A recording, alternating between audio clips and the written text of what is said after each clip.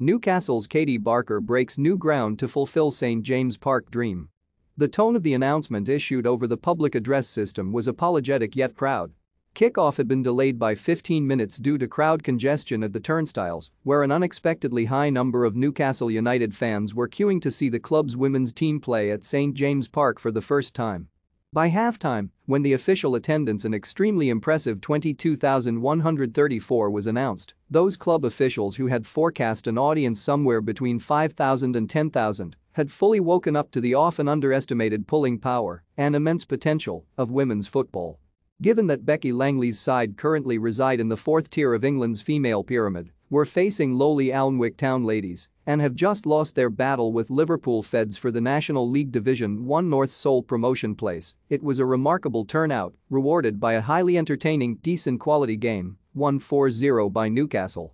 Goals from Katie Barker, who was buoyed by a pre-match good luck message from Alan Shearer, the retiring captain Brooke Cochrane, Georgia Gibson and Beth Guy, were fully celebrated by the biggest women's domestic crowd in England this season.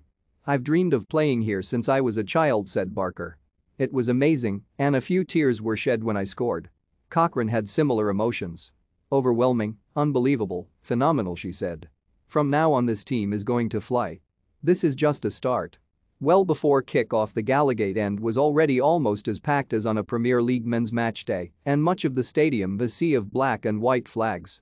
Granted, tickets were priced at a modest £3, but the crowd's passion spoke volumes.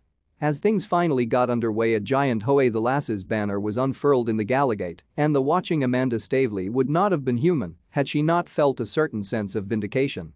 Newcastle's co-owner may be a minority shareholder in the Saudi Arabian-controlled club, but she and her husband, Merdad Gadusi, are responsible for day-to-day football operations on Tyneside. So far, at least, they appear to be doing an excellent job. Part of Stavely's brief has involved ensuring all Newcastle staff are paid at least the living wages and offering them access to a decent pension scheme, but supporting Langley's women is another centerpiece of the many welcome changes made since Mike Ashley finally sold the club last October. Next season, the women's squad will start turning fully professional and begin benefiting from some hefty investment. The ambitious plan is to reach the top-tier Women's Super League and qualify for the Champions League within 5 years. Given that Saudi Arabia is not exactly known for promoting women's rights, that might seem paradoxical, but football, like life, is full of paradoxes. Maybe, just maybe, the sight of a female football team bankrolled by the kingdom's public investment fund might help augment the efforts of those Saudi modernizers currently striving to enhance women's freedoms in their part of the Gulf. "I'm so proud of my players as fantastic female role models," said Langley. "I hope the sight of them playing in front of 22,000 will inspire girls and women everywhere." Tellingly, as the victim of plenty of sexism and, sometimes, downright misogyny in the City of London during the course of her job as a financier, Stavely understands the wider social importance of promoting women's sport. Langley, who has been invited to discuss tactics over coffee with Newcastle's men's manager, Eddie Howe, who sat alongside Stavely on Sunday, is suitably grateful. She said, "We really appreciate the emotional support and, of course, the investment in the women's team by the new owners.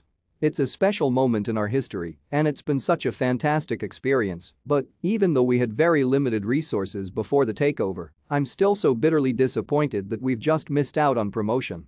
What a shame St. James Park, so conveniently situated in Newcastle city centre, was not chosen as a venue for this summer's Women's European Championship, when few would have bet against it being filled to its 52,000 capacity."